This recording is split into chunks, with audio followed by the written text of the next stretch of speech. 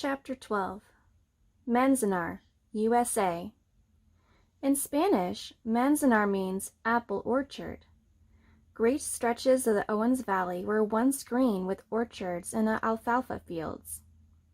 It had been a desert ever since its water started flowing south into Los Angeles, sometime during the 20s.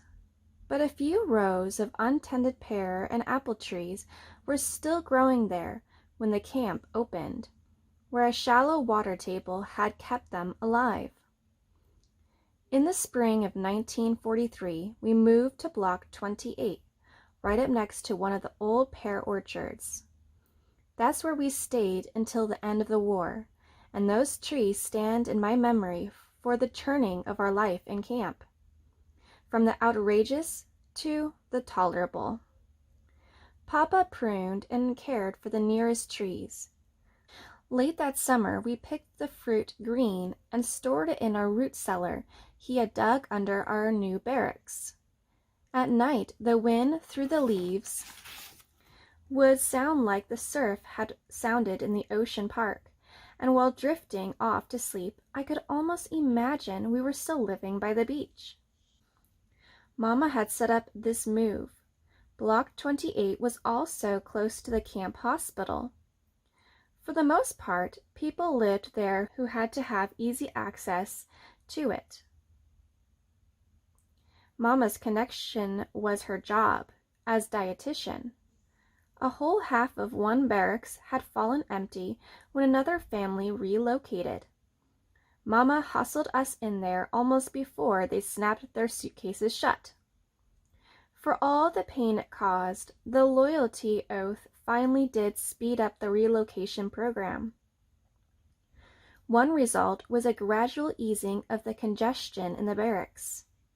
A shrewd house hunter like Mama could set things up fairly comfortably, by Manzanar standards, if she kept her eyes open.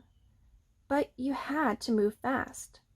As soon as the word got around that so-and-so had been cleared to leave, there would be a kind of tribal restlessness, a nervous rise in the level of neighborhood gossip as wives jockeyed for position to see who would get the empty cubicles. In Block 28, we doubled our living space, 4 rooms for the 12 of us. Ray and Woody walled them with sheetrock. We had ceilings this time, linoleum floors of solid maroon. You had 3 colors to choose from: maroon, black, and forest green, and there was plenty of it around by this time. Some families would vie with one another for the most elegant floor designs, obtained a roll of each color for the empty shed, cutting it into diamonds, squares, and triangles, shining it with heating oil, then leaving their door open so that passerby could admire the handiwork. Papa brought his still with him when we moved. He set it up behind the door, where he continued to brew his own sake and brandy. He wasn't drinking as much now, though. He spent a lot of time outdoors. Like many of the older Issei men, he didn't take a regular job in camp. He puttered. He had been working hard for 30 years, and, bad as it was for him in some ways, camp did allow him time to dabble with hobbies he would never have found time for otherwise. Once the first year's turmoil cooled down, the authorities started letting us outside the wire for recreation. Papa used to hike along the creeks that channeled down the base of the Sierras. He brought back chunks of driftwood, and he would pass long hours sitting on the steps, carving myrtle limbs into benches, table legs, and lamps, filling our rooms with bits of gnarled, polished furniture. He hauled stones in off the desert and built a small rock garden outside our doorway, with succulents and a patch of moss. Near it he laid flat stepping stones leading to the stairs. He also painted watercolors.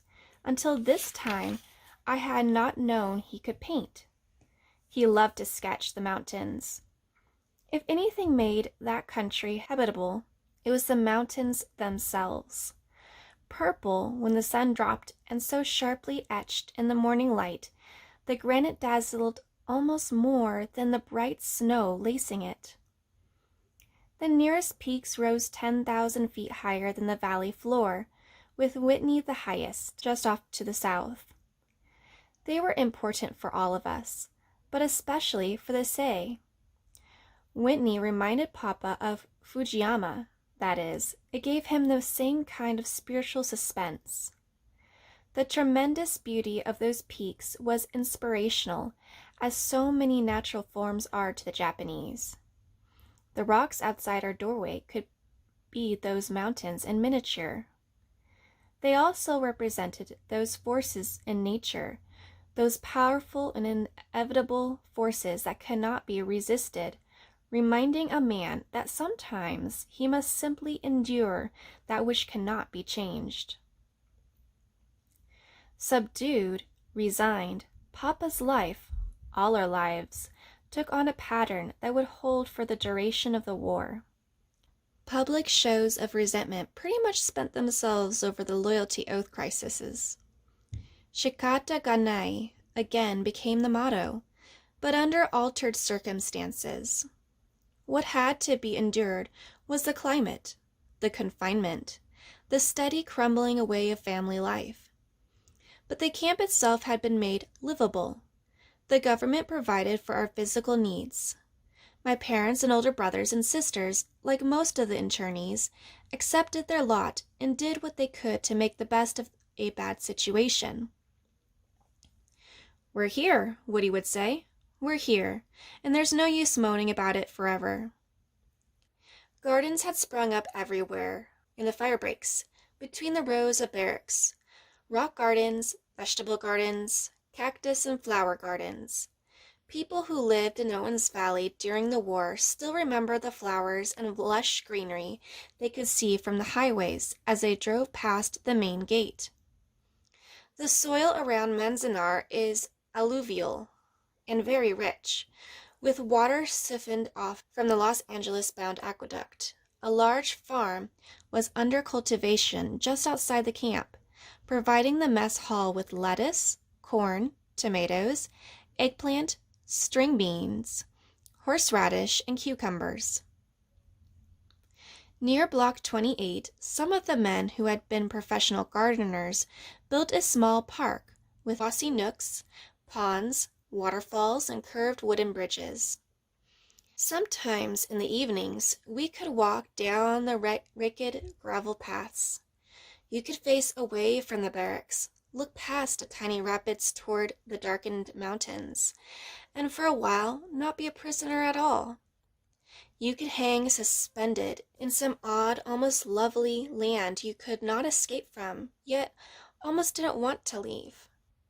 As the months of Manzanar turned to years, it became a world unto itself, with its own logic and familiar ways.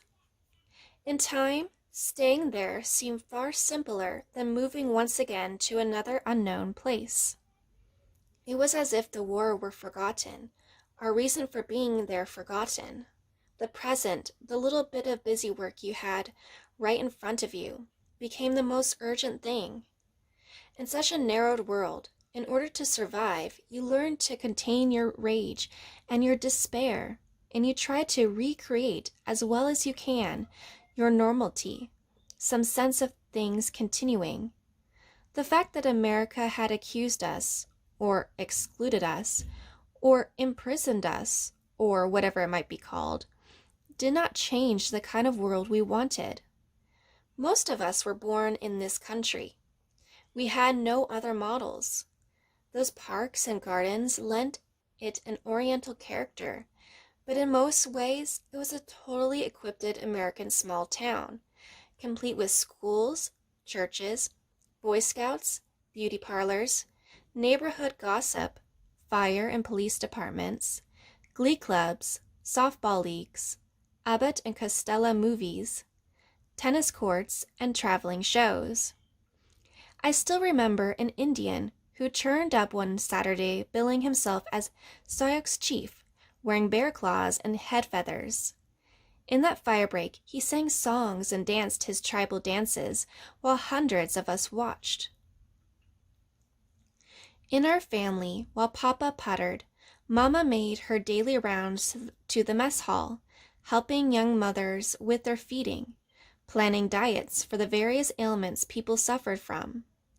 She wore a bright yellow long-billed sun hat she had made herself, and always kept stiffly starched. Afternoons, I would see her coming from blocks away, heading home, her tiny figure warped by heat waves, and that bonnet, a yellow flower wavering in the glare. In their disagreement over serving the country, Woody and Papa had struck a kind of compromise.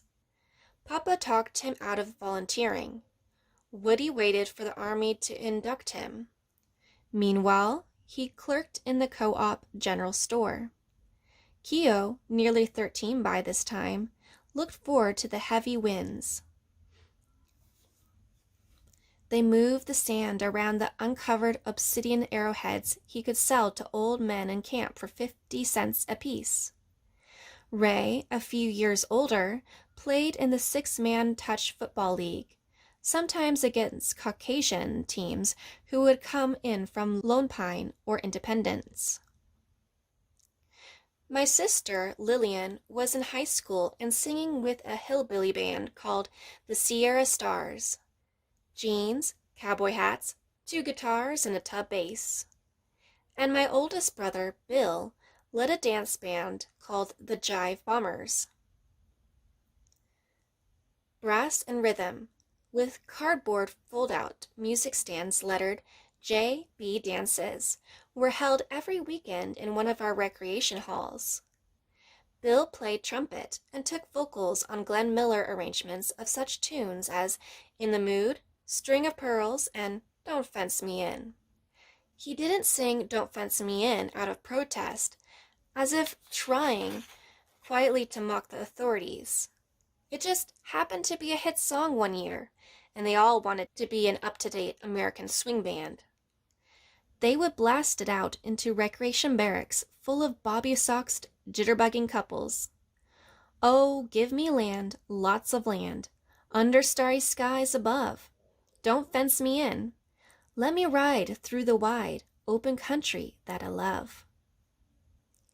Pictures of the band in their bow ties and jackets appeared in the high school yearbook for 1943 to 1944, along with pictures of just about everything else in camp that year. It was called Our World. In its pages, you see school kids with armloads of books, wearing cardigan sweaters and walking past rows of tar-papered shacks. You see chubby girl yell letters, pompons flying as they leap with glee. You read about the school play called Growing Pains, the story of a typical American home in the case of the McIntyres. They say their boy and girl tossed into the normal awkward growing up stage, but can offer little assistance or direction in their turbulent course.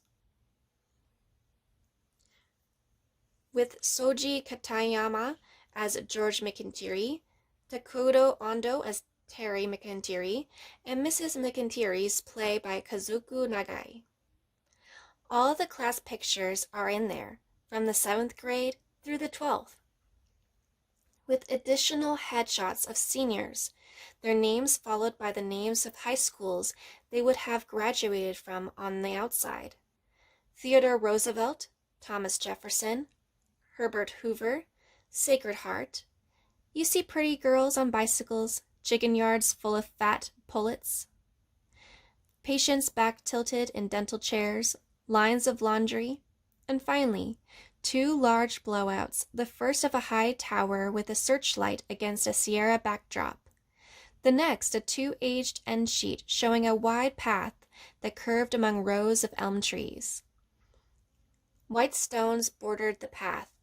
2 dogs are following an old woman in gardening clothes as she strolls along. She's in the middle distance, small beneath the trees, beneath the snowy peaks. It is winter. All the elms are bare. The scene is both stark and comforting. This path leads toward one edge of camp, but the wire is out of sight or out of focus. The tiny woman seems very much at ease. She and her tiny dogs seem almost swallowed by the landscape or floating in it.